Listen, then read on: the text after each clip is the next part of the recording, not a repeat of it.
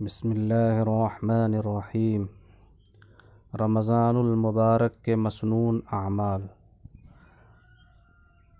سحری سے اشراق تک کے مسنون اعمال۔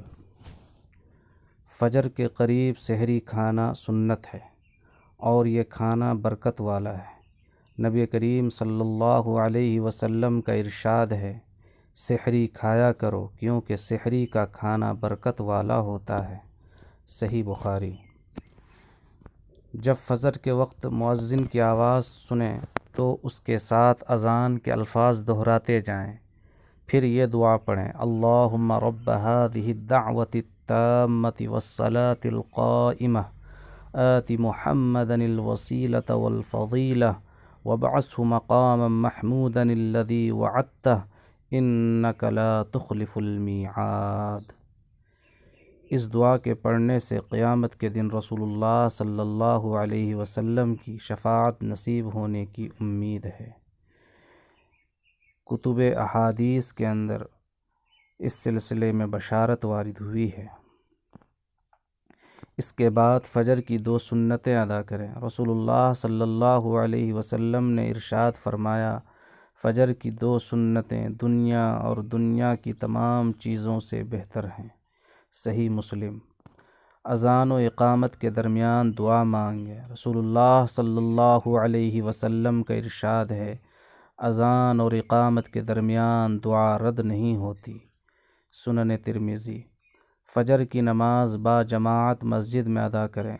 رسول اللہ صلی اللہ علیہ وسلم کا ارشاد ہے، اگر لوگوں کو معلوم ہوتا کہ عشاء اور فجر کی نماز کا کتنا ثواب ہے تو گھٹنوں کے بل بھی چل کر آتے۔ صحیح بخاری و صحیح مسلم۔ نماز فجر کے بعد نماز کی جگہ بیٹھ کر ذکر اللہ مشغول رہیں۔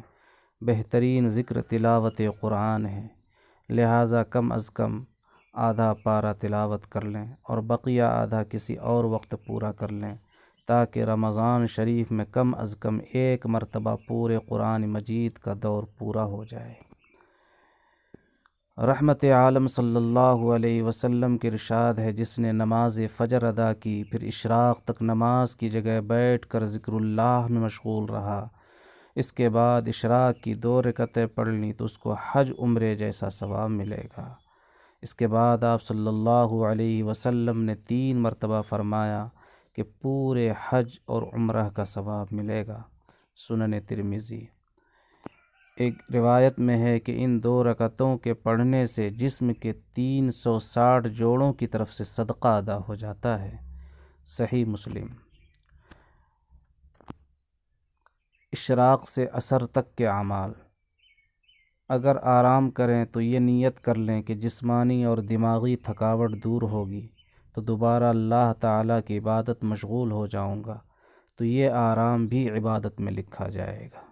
اور اگر ڈیوٹی پر جانا ہو تو یہ نیت کر لیں کہ رزق حلال کماؤں گا اور اہل و عیال کے حقوق ادا کروں گا، تو ڈیوٹی کے تمام اوقات بھی عبادت میں لکھے جائیں گے۔ ظہر تک آرام یا کام کاج کرنے کے بعد مؤذن کی آواز سنیں تو اس کے ساتھ اذان کے الفاظ دہراتے جائیں، پھر وہی دعا پڑھیں جو اس سے پہلے عرض کر چکا ہوں۔ اس کے بعد 4 رکعت سنت مؤکدہ ادا کریں اور اذان و اقامت کے درمیان دعا میں مشغول رہیں یا تلاوت و ذکر کریں۔ ظہر کی نماز با جماعت مسجد میں ادا کریں، صف اول اور تکبیر اولیٰ کی فضیلت حاصل کریں۔ اس کے بعد 2 رکعت سنت مؤکدہ پڑھیں۔ ظہر کے بعد قیلولہ کریں، اس میں اتباع سنت کی نیت کریں، اور اگر آرام کا موقع نہ ہو تو کوئی بھی جائز کام کر سکتے ہیں۔ گناہوں سے بچنے کا پورا اہتمام کریں، غیبت، جھوٹ، تمسخر، ایذا رسانی اور بد نظری سے بچنے کی کوشش کریں۔ عصر کے لیے جب مؤذن پکارے تو اس کے ساتھ اذان کے الفاظ دہراتے جائیں، پھر دعا کے اختتام پر دعا پڑھنے کا اہتمام کریں۔ اس کے بعد 4 رکعت سنت غیر مؤکدہ ادا کریں۔ رسول اللہ صلی اللہ علیہ وسلم کی ارشاد ہے، اللہ تعالیٰ اس شخص پر رحمت نازل فرمائے جو عصر سے پہلے 4 رکعتیں پڑھیں۔ اذان و اقامت کے درمیان دعا میں مشغول رہیں یا تلاوت و ذکر کریں۔ قرآن مجید عصر کے بعد سے تراویح تک کے اعمال۔ قرآن مجید کی تلاوت کریں یا آرام کریں۔ اگر جمعہ کا دن ہو تو مغرب تک درود شریف پڑھنے میں مصروف رہیں۔ جمعہ کے دن درود شریف پڑھنے کی بہت زیادہ فضیلت آئی ہے۔ روزہ داروں کو افطار کرانے کے لیے حسب توفیق کوشش کریں۔ مسجد میں افطاری پہنچائیں۔ خواتین گھر کے کام کو ثواب کی نیت سے کریں۔ اپنے گھر والوں کے لیے جو افطاری وغیرہ تیار کریں تو دل سے یقین رکھیں کہ انشاءاللہ تعالی ان تمام روزہ داروں کو افطار کرانے کا ثواب مجھے ملے گا جو میری تیار کی ہوئی افطاری کھائیں گے۔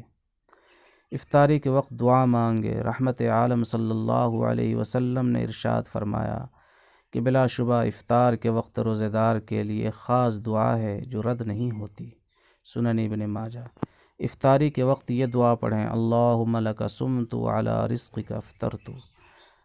ابو داؤد شریف۔ اے اللہ، میں نے تیری رضا کے لیے روزہ رکھا اور تیرے دیے ہوئے رزق سے افطار کیا۔ اور افطاری کے بعد یہ دعا پڑھیں، ذہب الظمأ وابتلت العروق وثبت الاجر انشاءاللہ۔ ابو داؤد شریف۔ پیاس چلی گئی اور رگیں تر ہو گئیں اور اجر ثابت ہو گیا انشاءاللہ۔ یہ اس دعا کا ترجمہ ہے۔ مغرب کی نماز با جماعت مسجد میں ادا کریں۔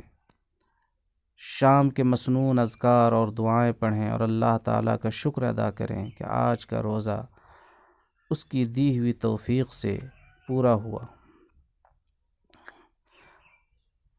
عشاء کی نماز با جماعت مسجد میں ادا کریں۔ اس کے بعد 2 رکعت سنت مؤکدہ پڑھیں اور تراویح پڑھیں۔ رسول اللہ صلی اللہ علیہ وسلم کا ارشاد ہے، جس نے رمضان کی راتوں میں نماز میں قیام کیا اس کے پچھلے گناہ معاف کر دیے جائیں گے۔ سنن ترمذی۔ تراویح کے بعد چاہے تو آرام کریں یا کوئی بھی جائز مصروفیت اختیار کریں، صرف اتنا خیال رکھنا ضروری ہے کہ کوئی گناہ سرزد نہ ہو، تو آپ کی پوری رات عبادت میں لکھی جائے گی۔ غیبت، جھوٹ اور بد نظری سے پورا اجتناب کریں۔ رمضان کی مقدس راتوں کو فلم بینی اور لغو باتوں میں ضائع نہ کریں۔ فجر سے پہلے رات کا آخری تہائی حصہ جو تہجد کا وقت ہے، اس میں عبادت اور دعا میں مصروف ہو جائیں۔